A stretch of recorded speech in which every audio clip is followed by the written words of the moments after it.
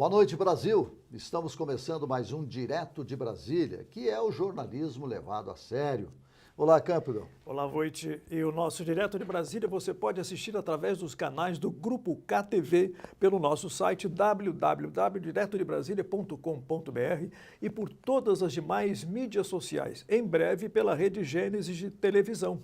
Rede Gênesis de Televisão para 22 estados, com 85% de cobertura em todo o Brasil.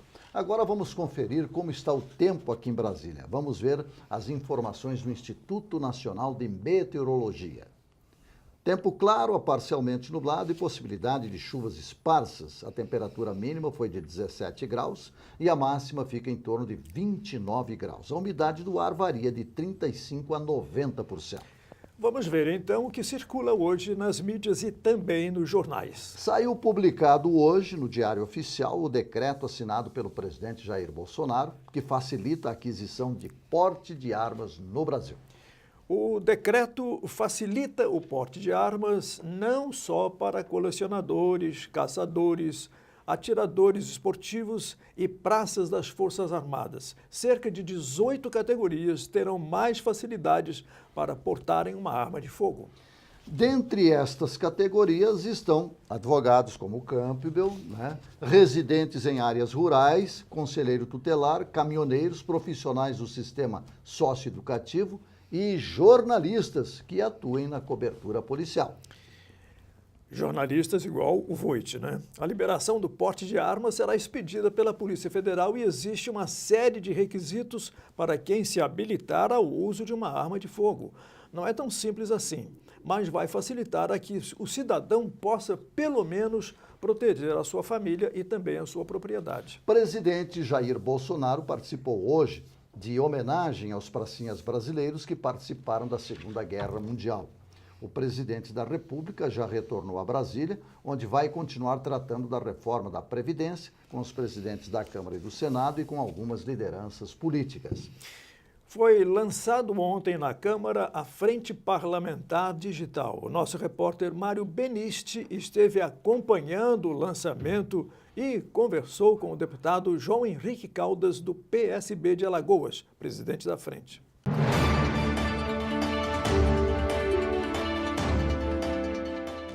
Estamos aqui agora com o deputado JHC, que vai falar sobre o evento a Frente Digital. Deputado, o que é essa frente?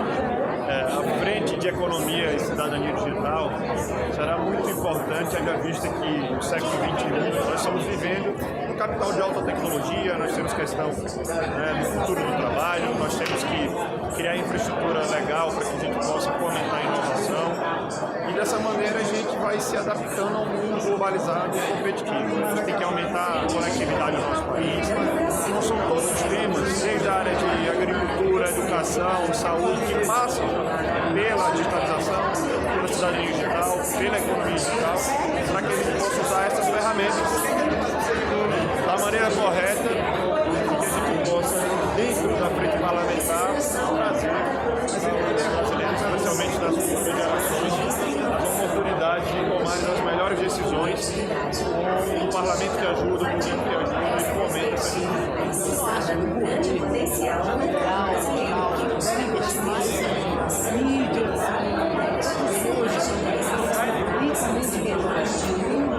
O governo tem, por óbvio, tem as suas necessidades de informar, de comunicar. E claro que a gente prefere que sejam instrumentos mais baratos.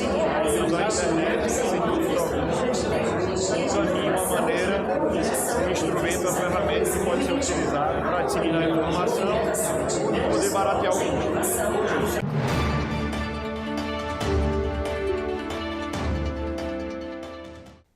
Bom, agora nós vamos fazer um pequeno intervalo e depois vamos falar de educação financeira e também sobre política com o deputado Gilson Marques, do Novo de Santa Catarina. Um dos nossos convidados, você vai saber, inclusive, da Farra da Lagosta. Nós já voltamos.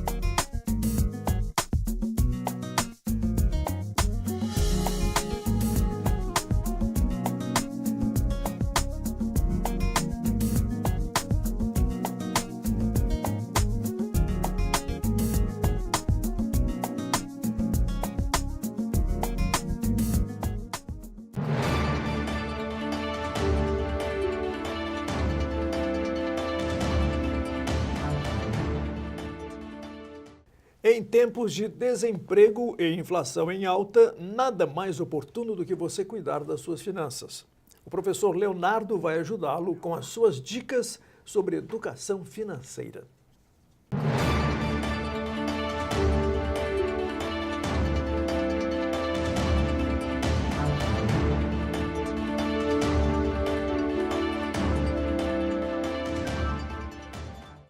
Como diminuir a angústia de saber se eu vou ter dinheiro para pagar as contas no próximo mês ou não? Quando Carol e eu começamos empreendendo, nós não tínhamos uma renda constante. Eu não sabia qual seria a minha remuneração no próximo mês. E é um desafio que muitos empreendedores têm. Muitos começam sem renda nenhuma durante meses. Outros já conseguem tirar um pouco do negócio. Mas no nosso caso, nós não tínhamos a certeza de quanto seria esse dinheiro no próximo mês. Mas nós tínhamos, com certeza, que pagar as contas. Então, como é que a gente fazia? Qual foi a nossa decisão para esse tipo de problema?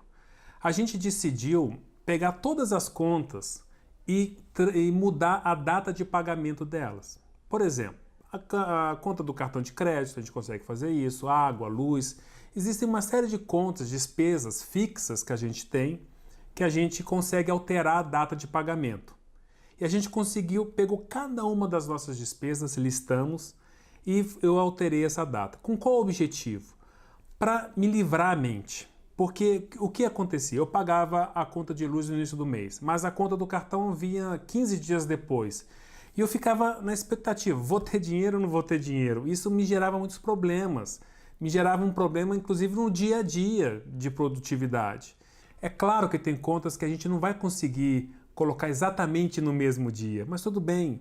Às vezes, numa única semana, você consegue concentrar todas as suas contas. E foi isso que a gente fez. Então, a partir desse momento, nós conseguimos, todos os meses a gente pegava o nosso dinheiro e pagávamos as nossas contas. E quando a gente conseguiu juntar todas as contas num período de uma semana, a gente conseguia pagar todas as nossas despesas de uma vez só. E com isso a gente ficava livre. A nossa cabeça ficava sem esse problema, a gente ficava sem essa angústia, porque a gente já tinha pago as contas do mês. E a gente agora poderia pensar em outras coisas. Obrigado e nos vemos na próxima semana.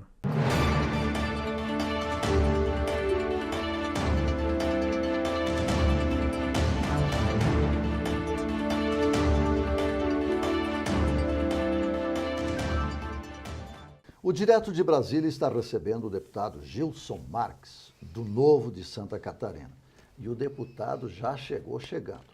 É o primeiro deputado federal de Santa Catarina a renunciar a praticamente todos os chamados benefícios de um deputado e criou, inclusive, no seu site um economizômetro.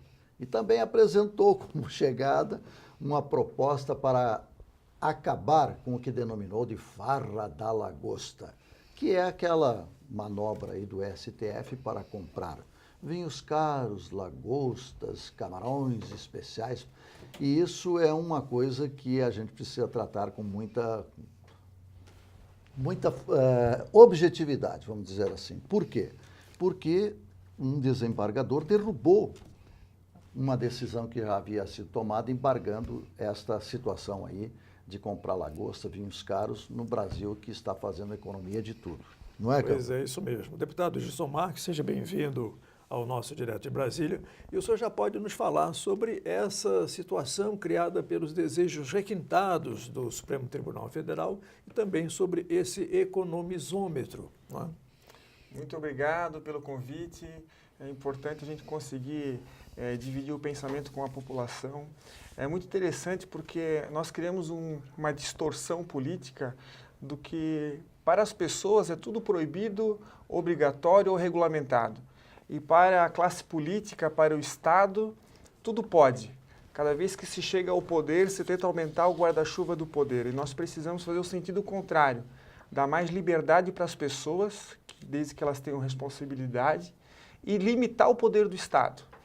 Então, quando eu resolvi ser candidato, eu ouvi uma música que dizia que a classe política, os privilegiados, viviam na água de coco e a população no sufoco. E, para a minha surpresa, ao invés de melhorar, piorou, porque agora se banqueteiam na lagosta e o povo fica na sardinha.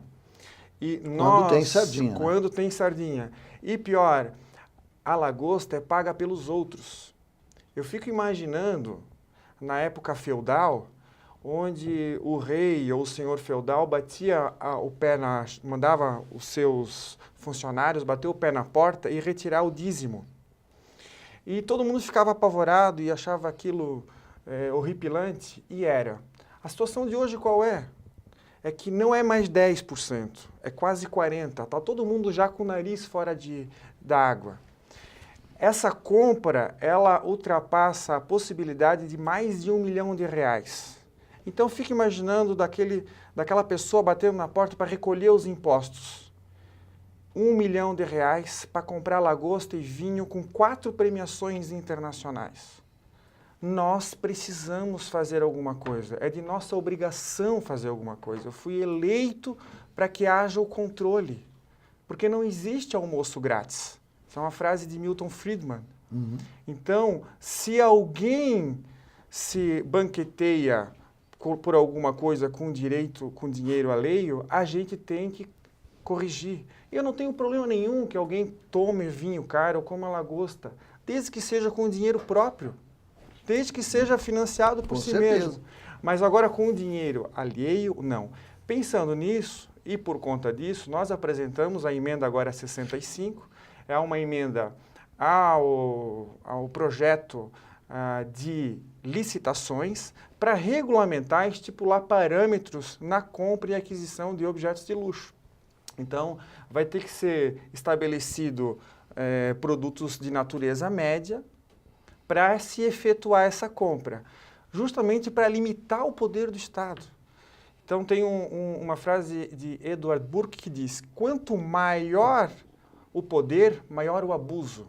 E por isso que nós temos medo dos nossos representantes. Então, o que a classe política tem que fazer, e esse é o meu papel aqui, chegar no poder e diminuir o poder. Não só meu, mas de todas as secretarias e ministérios. Deputado, o senhor, nessa linha, o senhor seria a favor de, por exemplo, eleição para os tribunais, para os ministros? Tudo que for para diminuir o poder e gerar meritocracia para que eles apresentem um bom trabalho, para continuar no cargo, eu acho sensato. Então, uma das ideias é, por exemplo, ter um mandato de 10 anos, porque essa oxigenação ela sempre faz bem, ela evita vícios, uma série de coisas. Sem contar que a nomeação, por exemplo, de ministros também é ruim porque não é totalmente meritocrático. Então, tem uma carga subjetiva muito grande. Então, são algumas coisas que na minha opinião, poderiam ser melhoradas. Principalmente na área jurídica. A área jurídica é essencialmente técnica e não poderia ter uma influência política tão grande. Eu sempre digo que um dos maiores problemas do judiciário é que se define ou se escolhe uma posição e depois se arruma argumentos para justificar ela. Quando, na verdade, nós deveríamos escutar os dois lados, entender os argumentos dos dois lados e aí tomar uma decisão. Então, às vezes, até preconceituoso, se entende que determinado juiz é parcial porque ele tem uma nomeação política. Se não tivesse uma coisa tão direta, quem sabe a gente não teria essa percepção, que às vezes até pode ser falsa. Até a posição do STF diante desta situação, ela é contraditória, né? Porque eles tomam uma decisão de comprar vinhos caros, que é um escárnio para a população, e depois não querem ser xingados, não é? Veja só, é porque assim, existe uma regra econômica que diz o seguinte: os recursos são escassos e as necessidades são infinitas. E quando você faz alguma coisa com o dinheiro, você não faz outra coisa. E isso é muito importante, apesar de básico. Então, se eu gasto com lagosta, se eu gasto com vinho, eu não vou ter dinheiro para comprar remédio, falta material escolar e tem gente morrendo em fila do hospital. Nós temos 14 milhões de desempregados, necessidades primárias. O país inteiro não tem 20% de saneamento básico. Então, esse é o problema. Se tudo tivesse resolvido, se fosse uma casa de bonança, não teria problema nenhum. O problema é se fazer na escolha de prioridade, nessa escala, se escolher o que vai se gastar com esse dinheiro. Porque o bolo é um só, você compreende isso? Sim. Você tirou dali, ficou faltando. Essa mesma regra da Previdência, essa mesma regra bota na Previdência, falta em educação, o cobertor é curto. Então, não adianta cada setor, cada pilar da democracia, o judiciário, o legislativo, o executivo, achar que só porque ele tem um caixa própria, aquele dinheiro é criado. Não existe. E é por isso que o senhor criou o economizômetro? O que é isso? O economizômetro é uma ideia muito legal. A gente fez um paralelo com o impostômetro, para ter um comparativo de quanto a gente tem à disposição do nosso gabinete e quanto a gente conseguiu economizar. Então, nós fechamos aí 3 meses e economizamos aproximadamente R$400 mil. Isso sem contar o dinheiro que nós não usamos na época de campanha, porque nós não usamos nenhum centavo... O senhor economizou aonde? Nenhum centavo em fundo eleitoral e fundo partidário. Nos 3 meses de mandato, o que nós fizemos?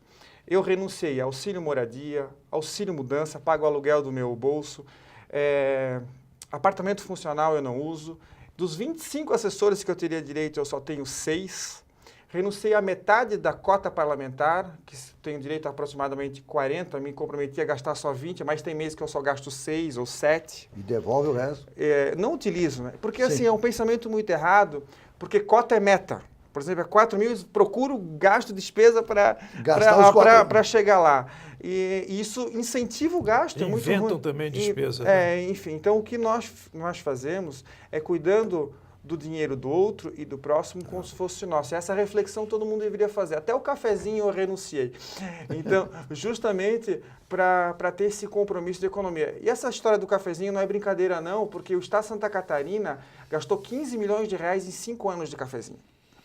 Então, se cada um fazer a sua parte e economizar um pouquinho, o que acontece? Sobra mais dinheiro para as pessoas. Porque se eu consigo comprovar de que é possível fazer um bom trabalho sem isso tudo, nós precisamos de menos tributo e o dinheiro fica no bolso das pessoas. E isso é fantástico, porque está faltando dinheiro para as pessoas. Hoje você recebe R$1.500 de salário, o teu patrão pagou mais de R$1.200 para o governo. Para ter o quê em troca? E do teu salário, 35%, 40% é tributo. Não é o arroz, feijão e o gás que é caro, não. É os 35% que você paga para o produto. Para não ter nada em troca. Por quê? Porque o Estado é muito grande e só atrapalha. O que a gente precisa é de menos gente trabalhando para o Estado, menos secretaria, menos ministérios que gastam menos. E aí, gastando menos com menos gente, também atrapalha menos. As empresas hoje buscam muito realizar o compliance, né? Quer dizer, a regulação dos atos, das coisas que se realizam. Como é que o senhor está fazendo desta maneira essa economia? A nossa ideia sempre foi de que um dos grandes problemas do Brasil é que nós temos muitos políticos profissionais, quando, na verdade, a gente precisa de profissional na política. Assim, esse mesmo pensamento é para cargo de confiança, tem que acabar. A gente tem que ter cargo de competência. Então, o que a gente fez, até com ajuda externa, eu também sou empreendedor, criou todo um sistema de compliance, de cadastramento de dados, de mensuração de metas. Todo ofício a gente registra, a gente cadastra, responde, ranqueia a resposta. Todo o planilhamento de despesa, valor, nós temos em planilha, divulgamos no site, justamente porque o que não temos cadastrado não pode ser mensurável. E eu, na função pública que estou agora, tenho esse compromisso com a população. Deputado, nós vamos fazer um pequeno intervalo e depois vamos tratar de um assunto que é espinhoso, que está aí na pauta de discussões. Inclusive, o ministro da Economia volta ao Congresso para debater, a Câmara, especificamente na Comissão Especial da Reforma da Previdência. Nós já voltamos.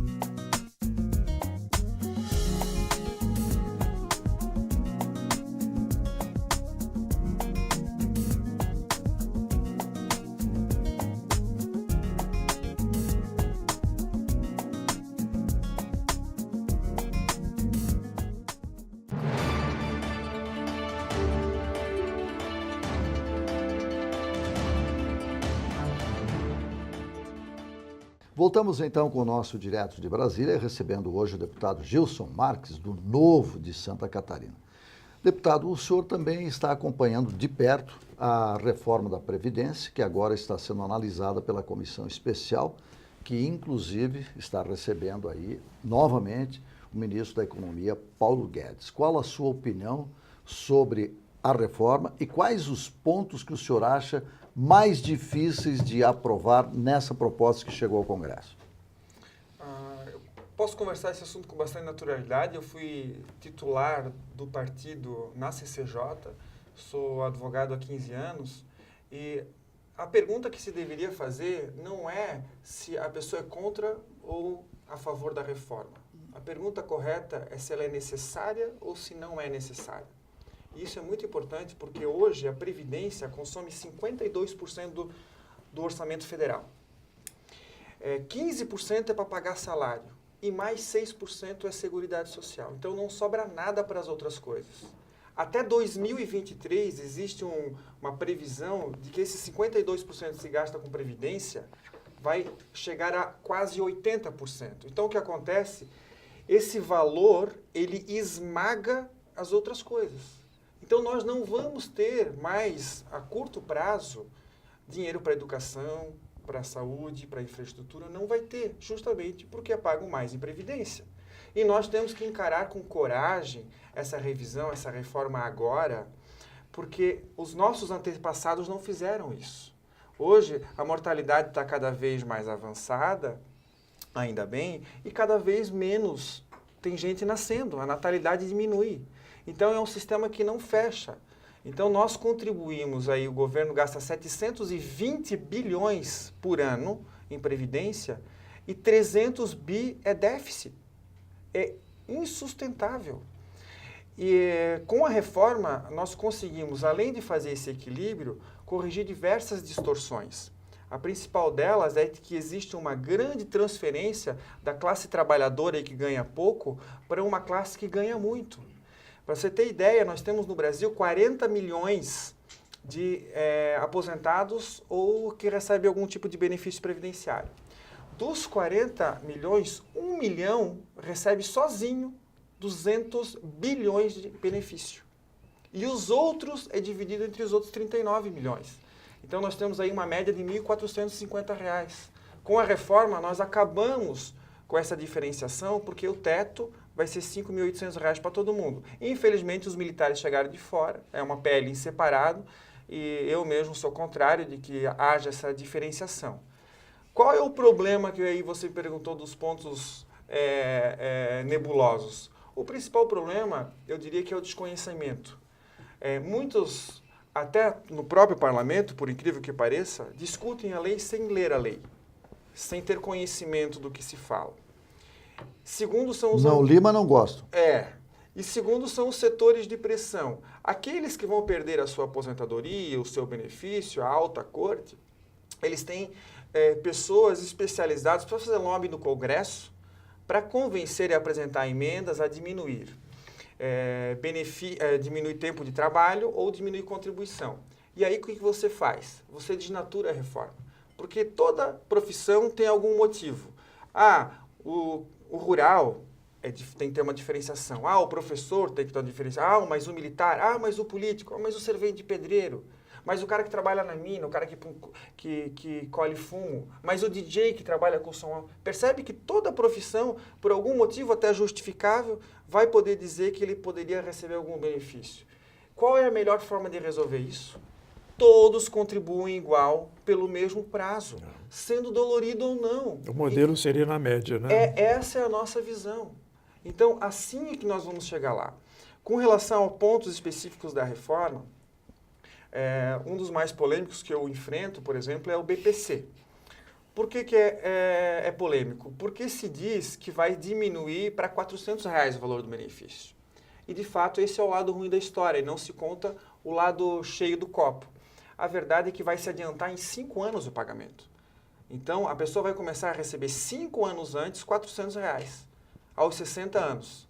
Então, se você perguntar para qualquer pessoa em estado de miserabilidade, que é o caso de receber esse benefício, se ela quer receber R$ 400 hoje com 60 anos ou aguardar para receber um salário mínimo com 65, eu tenho certeza que ela vai escolher receber 400. Isso precisa ser bem explicado, né? Isso precisa ser bem explicado, até porque tem muita gente, infelizmente os mais pobres são os que morrem mais cedo, que nem chegam aos 65.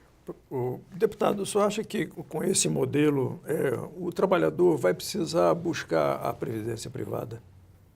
A previdência privada, assim como qualquer outra coisa, muita gente fala mal, né? Porque vai dar lucro aos bancos, que vai quebrar o Estado. E existe uma verdade que é o seguinte: a primeira coisa que alguém faz quando cresce um pouquinho financeiramente, o que é? Chutar o Estado. Ela contrata um plano de saúde privado, uma escola privada e uma previdência privada, porque o Estado não administra direito. Você confia na aposentadoria para o teu filho, para o teu neto? Se ele puder, ele vai fazer uma previdência privada. Até porque ela é mais confiável e remunera mais. Eu não vejo, por exemplo, tanto AUE com relação ao sistema de capitalização. Quando é para o banco ganhar juro, é ruim, porque o banco está tendo lucro. Agora, quando é para o segurado receber o lucro, receber o juro, aí é ruim. Meu pai me ensinou um negócio que é muito interessante. Quem tem de juro, recebe, não paga. E hoje nós temos um problema no discurso. Nós pensamos de que o fato do banco lucrar é ruim. E é uma grande mentira. O que mais nós queremos é que todo mundo lucre. A iniciativa privada, a empresa, o funcionário, cria riqueza, isso entra no mercado. É um conceito socialista que a gente tem que alterar, porque tem que acabar com esse pensamento que o bolo tem que ser dividido. O bolo não tem que ser dividido, nós temos que criar mais um bolo, ou aumentar o bolo. O senhor é a favor de um Estado mínimo? Nós temos que ter um Estado mínimo. Um Estado que tem que ser focado em saúde, segurança e educação, só. Hoje o Estado tem 151 empresas estatais que dão 40 bilhões de prejuízo em 2 anos, desde distribuição de correspondência, sistema bancário, fábrica de camisinha, projeto trem-bala que custa bilhões e não sai do papel. Se tem uma coisa que o Estado deveria saber é que ele não sabe fazer nada. Milton Friedman tem uma frase que diz que se o Estado administrasse o deserto Saara, em 5 anos ia faltar areia. Quem faz isso bem é a iniciativa privada, porque ela visa lucro. O que o Estado tem que fazer é cuidar dessas 3 coisas. Como ele tem tanta outra coisa para administrar, ele não faz nada direito. Porque quem abraça muito, aperta pouco. É preciso ter foco, experiência. Então, se você perguntar para qualquer pessoa da população se ele precisa ter alguma coisa mais do Estado que saúde, segurança e educação, ele vai pensar profundamente e ele vai dizer que não. É só isso que eu preciso. Por quê? Porque se ele tiver essas 3 coisas, o resto tudo ele consegue sozinho. Ele consegue sozinho, com as suas próprias pernas. Esse modelo também diminui a corrupção, né? Diminui a corrupção, é a lei do presunto. Se não tem presunto, não tem a mosca. E a gente precisa ensinar isso para as pessoas, para que elas entendam de que não faz sentido não gostar do político, porque ninguém gosta do político, é uma classe que já tem uma tarja de vagabundo, mas todo mundo adora o Estado. Todo mundo quer um benefício do Estado, todo mundo quer que resolva o problema do Estado. Mas percebe que não faz sentido porque é o político que administra o Estado, é o político que administra a empresa pública, e que se ele não for incompetente ou corrupto, ainda assim é desvantagem, porque ele é mais caro. Alguém no setor público chega a ganhar 6 vezes a mais do que alguém no setor privado. Então não faz sentido. O que a gente precisa é focar naquilo que é essencial. O senhor é do Partido Novo, né? Entende-se que é uma nova política, uma nova forma de fazer política. Na sua opinião, como independente ainda, né? Não é alinhado ao governo, mas também não é contra o governo. O que falta para que essa consciência de que a reforma da Previdência é necessária para que o Congresso vote isso mais rapidamente? Na verdade, eu gosto de pensar de que é um fator educacional. Hoje existem muitas fakes, muitas falsas verdades de pessoas mal intencionadas ou com interesse próprio, e todo mundo tem voz. Porque coloca qualquer coisa lá no Facebook, no Instagram, aquilo é compartilhado por inúmeras pessoas e passa por verdade. Então a gente chega ao cúmulo de gente dizer de que, por exemplo, não tem déficit da Previdência. Nós estamos falando de 300 bilhões. É algo tão grosso, tão monumental, de que negar isso é negar a própria existência. Então, me preocupa muito isso, mas nós estamos com muito esforço vindo para um movimento ao contrário. Por quê? Porque as pessoas estão começando a entender, até pelo um movimento, pela ajuda, auxílio da mídia, e algumas pessoas com, como é que eu posso dizer, com credibilidade melhor, convencer os outros. Eu sempre digo que é muito melhor nós termos a autoridade do argumento do que o argumento da autoridade. E a partir do momento que as pessoas entenderem que a reforma é a melhor das soluções, a gente consegue chegar lá. Porque qual é a alternativa? Primeiro, imprimir dinheiro vai gerar inflação, vai ser pior para as pessoas. Qual a outra solução? Adquirir dívida, ou do banco, ou das pessoas, ou do próprio governo? Pior ainda. Qual é a outra alternativa? Aumentar tributo. Aí é fácil. Então, essas são as alternativas. Então, a melhor, que não é a sensacional, a reforma não é espetacular, É necessária? é necessária a reforma da Previdência. E, às vezes, é interessante porque tem gente que diz assim, não vou votar para a reforma da Previdência porque ela não é perfeita. Não faz mal, se ela é melhor do que a gente está, vamos avançar. Sim. Nós precisamos fazer isso e ter essa consciência. E as pessoas precisam entender a responsabilidade de vocês é compartilhada comigo. Tá certo, então. Deputado Gilson Marques, muito obrigado pela sua presença aqui. Nós esperamos contar com a sua presença mais vezes aqui no Direto de Brasília e pode ter certeza que nós vamos aí ficar de olho no economizômetro. Muito obrigado. E eu que agradeço, é um prazer estar aqui. Aceito novos convites. Valeu, um abraço. E agradeço também a sua assessoria, que é sempre muito atenciosa com o Direto de Brasília. Nós vamos fazer um pequeno intervalo e nós já voltamos.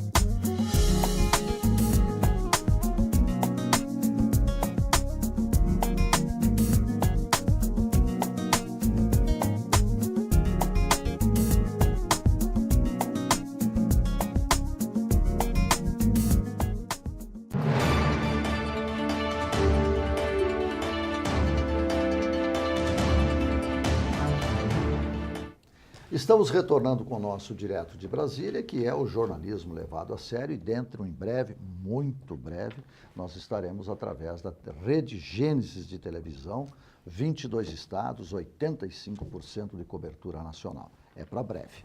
E agora nós vamos saber qual o caminho que poderá ser adotado pelo presidente Jair Bolsonaro em termos dessa confusão que se faz aqui. O comentário é do nosso analista de inteligência e geopolítica, Elcio Almeida.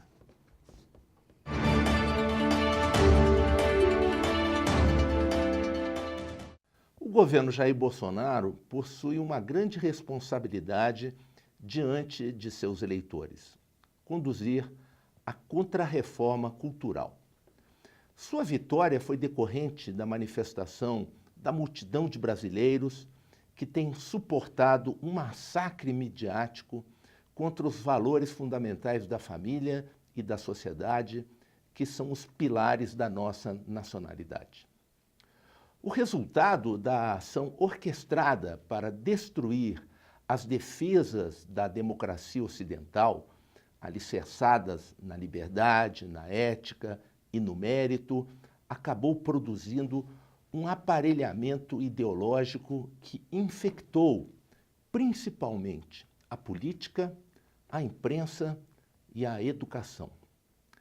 A ideia de tomar o poder a qualquer custo para tentar implantar um regime socialista, comunista, acabou promovendo uma aliança profana com o crime organizado, a partir da máxima de que os fins justificam os meios. Por sua vez, a índole cristã, pacífica e benigna, que faz parte da personalidade do cidadão brasileiro, ofereceu uma vantagem para que uma militância partidária pudesse ocupar gradualmente funções importantes nestas áreas e construir uma base de apoio aos seus objetivos. O processo de degradação dos costumes e a corrupção sistematizada invadiu o Estado. O governo passou a ser o grande financiador da desordem, da imoralidade e do caos. Felizmente, o gigante adormecido parece que despertou e resolveu reagir, oferecendo um mandato para Jair Bolsonaro retomar o lema de ordem e progresso, não apenas na bandeira, mas na vida dos brasileiros. Para tanto, é preciso utilizar suas peças de manobra, como se diz nas operações militares, de modo coordenado e coeso, para efetivar esta contrarreforma cultural, para que a imprensa volte a fazer jornalismo, a educação volte a ensinar e os políticos se ocupem do interesse público.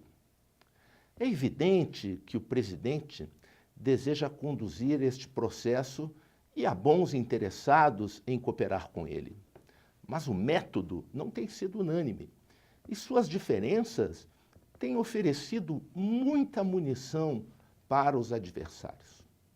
Um grupo entende que é preciso, o mais rápido possível, uma limpeza completa e profunda da presença esquerdista no governo.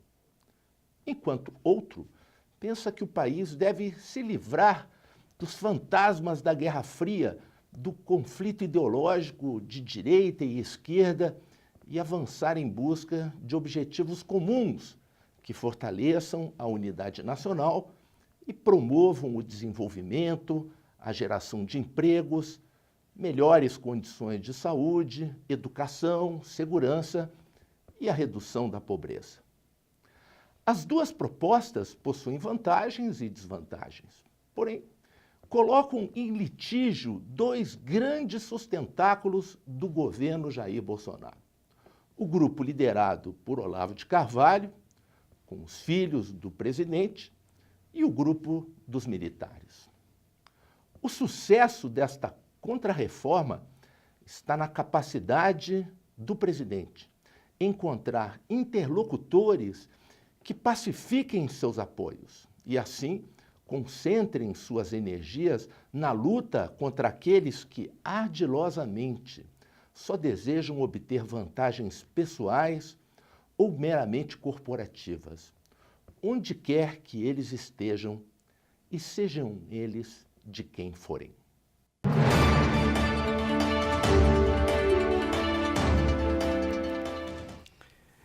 O Direto de Brasília tem uma equipe boa o suficiente para que você entenda o que está se passando no cenário político, econômico e institucional. Está conosco aqui o nosso sociólogo e professor Paulo Delgado. Dá a impressão de que, de vez em quando, nós precisaríamos de um psicólogo, de um astrólogo, para entender o tanto de confusão que surgiu por aí. Professor Paulo, uma satisfação tê-lo aqui no nosso Direto de Brasília. E o senhor podia consegue ajudar a entender o que está se passando nessa pendenga entre aliados do próprio governo. Eu acho que você falou exatamente o personagem que está faltando na análise política brasileira, o psicólogo. Porque Ou psiquiatra. Bem, vamos começar com de leve. otimismo. Vamos com otimismo. Psicólogo, psicanalista, psiquiatra. Eu espero que não tenha interdição. Que não chegue lá nessa. Não chegue a interdição. Não chegue a... O problema é que, ou seja, o inconsciente das pessoas está solta. As redes sociais, a internet, especialmente Twitter, Facebook, WhatsApp, essas redes mais influentes e mais frequentes e mais usadas. O Brasil é o segundo país do mundo que mais usa Twitter e WhatsApp. Isso aí está fazendo com que as pessoas botem para fora sentimentos incontrolados.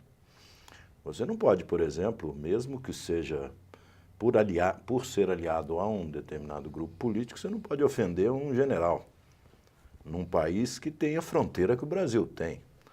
Você passa da fronteira territorial. Você sinaliza para o exterior que o Brasil não respeita o guardião da fronteira. É um mau sinal. É mais do que uma briga de personagens ou um bate-boca de personagens mal educados. Nós estamos num problema de fronteira, nós temos um país aí que está em praticamente guerra civil com 2.000 quilômetros de fronteira com o Brasil, não é? Que é a Venezuela. Então, acho que o presidente, quando ele fala que o Congresso é responsável pela agenda do Congresso, o presidente tenta uma inflexão nova no Brasil. E se ele for nisso até o fim, ele pode fazer com que o Congresso realmente mude e comece a ser um Congresso parlamentarista.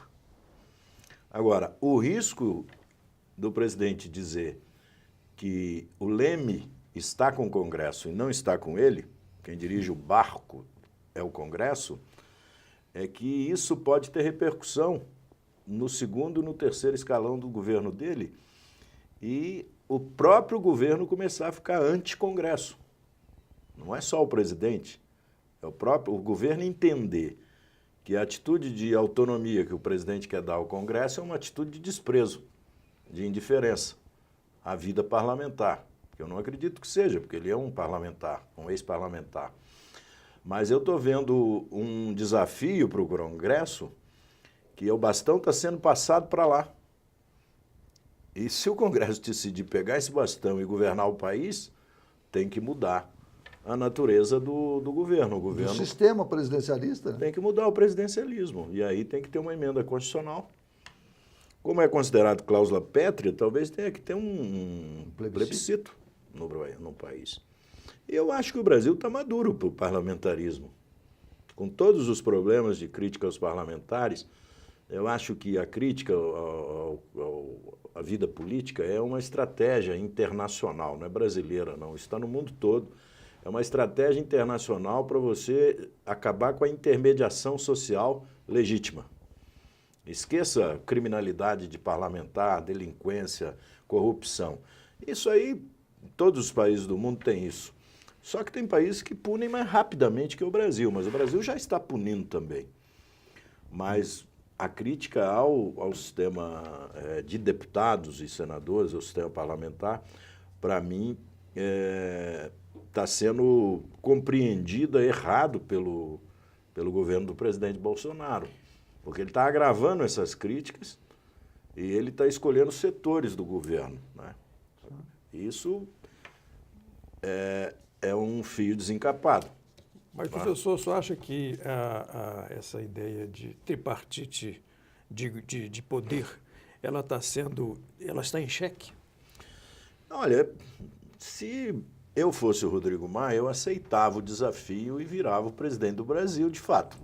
Que ele já está quase. Já está quase. Ou seja, o que a divisão de poder está ficando muito clara. O Supremo está meio encantonado, a Justiça está um pouco intimidada pelas próprias atitudes de membros do Judiciário.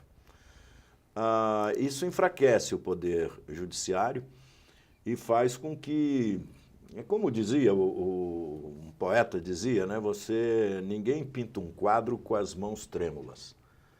Não há um bom pintor com as mãos trêmulas. Né? Mesmo Aleijadinho, que era um grande escultor, ele amarrava a mão para ele poder. Então, os juízes estão decidindo com as mãos trêmulas.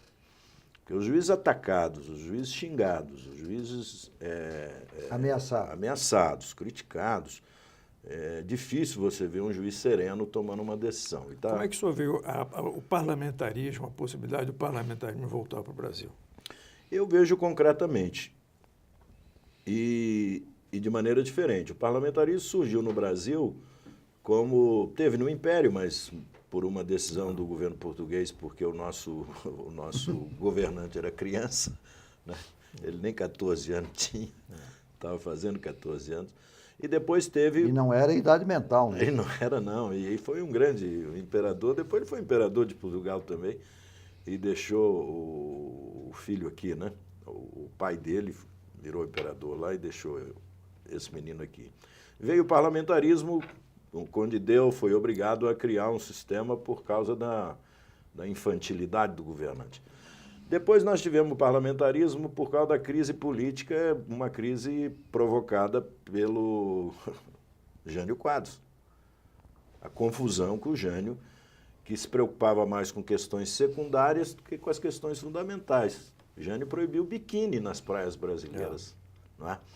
Então, isso é mais ou menos como essas atitudes de querer interferir na vida pessoal, interferir na sexualidade das pessoas. Isso não é uma questão do Estado.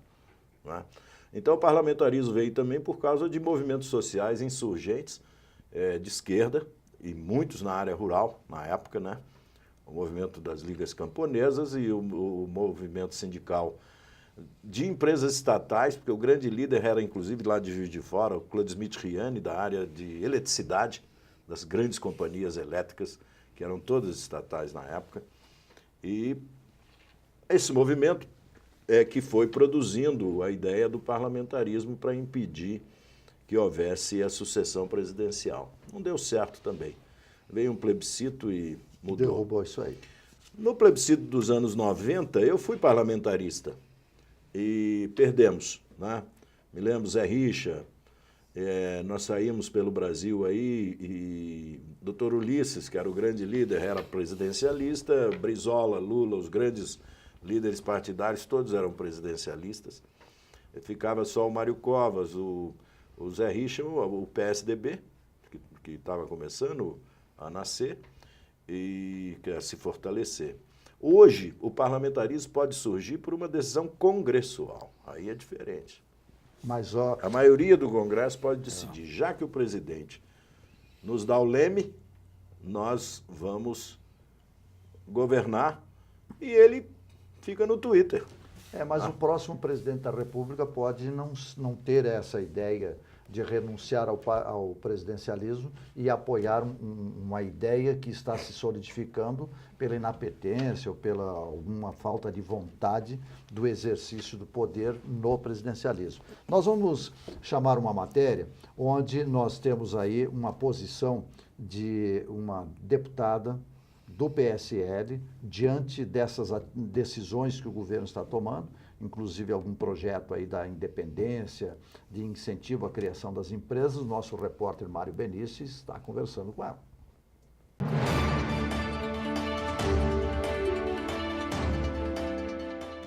Com a deputada Carla Zambelli, que vai falar para a gente sobre o cenário político. Deputada, como é que você tem a situação Bolsonaro, militares e lulavistas?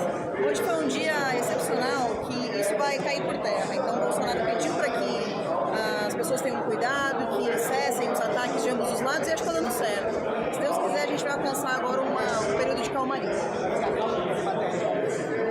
É o que a gente mais precisa, né? a nova Previdência e a MP da Liberdade Econômica, junto com o pacote anticrime, são as 3 prioridades, nessa ordem.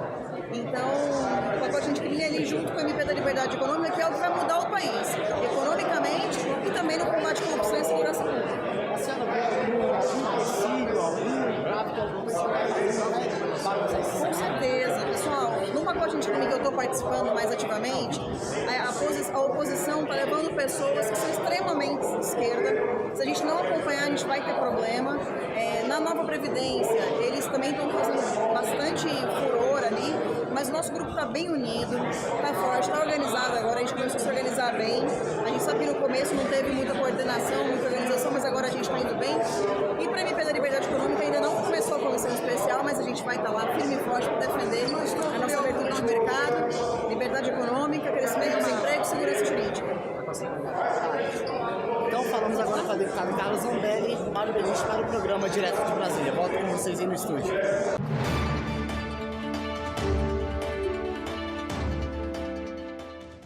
E agora vamos continuar com nossa entrevista com o professor e analista político Paulo Delgado. Professor Paulo, como é que o senhor analisa esse cenário para a votação de matérias importantes como a reforma da Previdência, o pacote anticrime do ministro Sérgio Moro e também a situação econômica do país? Olha, eu acho que o tempo do Congresso vai ser definido pelo próprio Congresso. E acredito que a Previdência vai ser usada para pressionar o governo, para ver se o governo muda essa atitude de distanciamento do Congresso. A impressão que dá é que há uma divergência dentro dos liberais do governo Bolsonaro em relação ao grau de liberdade econômica que eles querem para a sociedade. Há liberais sinceros, mas há liberais que não me parecem muito sinceros, me parecem estatistas. As dificuldades para mim do governo se envolver com a reforma da Previdência, o presidente da República, o Palácio se envolver com a reforma da Previdência, deixar só o ministro Guedes cuidar disso, é porque há uma ambiguidade no interior do governo. Será que todos os setores do governo querem a reforma da Previdência? Então, o Congresso vai refletir, o ritmo vai refletir essa dúvida, para mim. Mas ela deve ser aprovada com essa ambiguidade, né? Vai ser aprovada com essa ambiguidade, não acho que saia antes do recesso, não sai ali da Câmara. Pode chegar ao plenário perto do recesso.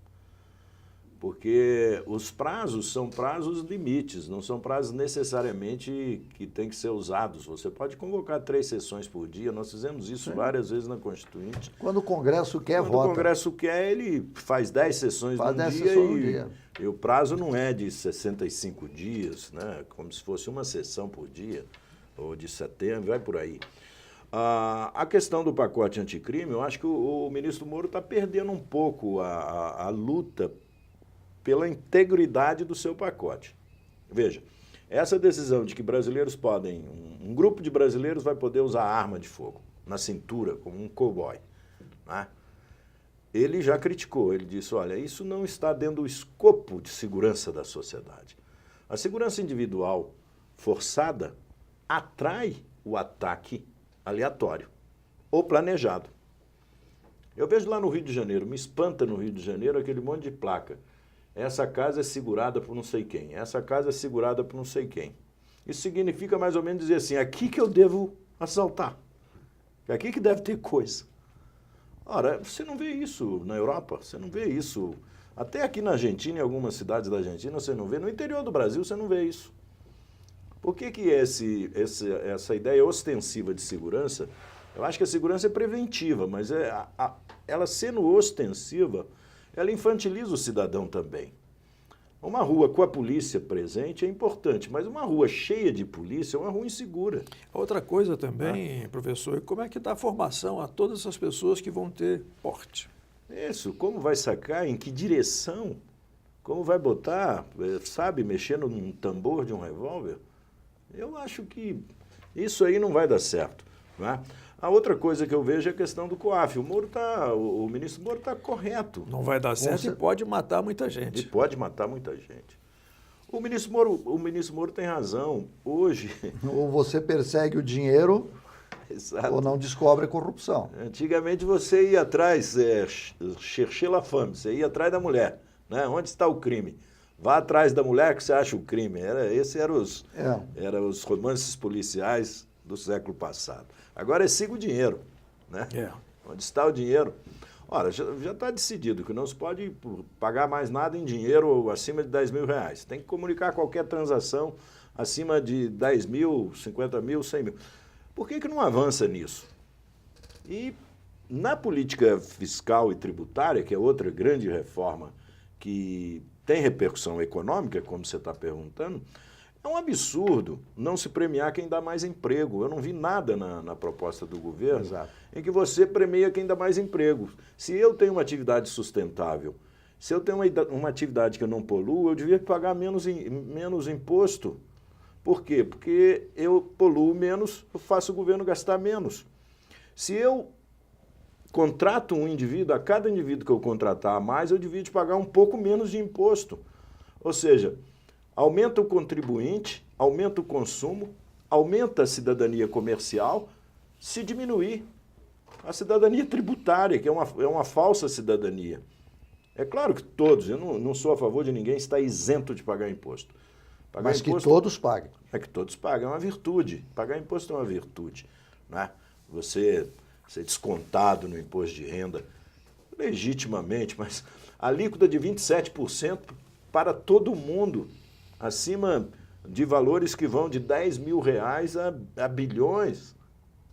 É um absurdo a estrutura tributária brasileira. Só para nós resumirmos a nossa conversa, que já chegou ao fim, deputado, qual é o cenário que o senhor enxerga aí na sua frente? É um cenário nebuloso? É um cenário ainda de conflitos? É um cenário de incertezas? Ou já temos lá uma luz no fim do túnel que não é o trem que está chegando? Eu acho que é um cenário de incerteza. Eu acho que ainda há ceticismo, mas ainda não temos desesperança. Mas é visível que já há céticos em relação ao governo. Mas a desesperança eu não diria que existe ainda em toda a sociedade.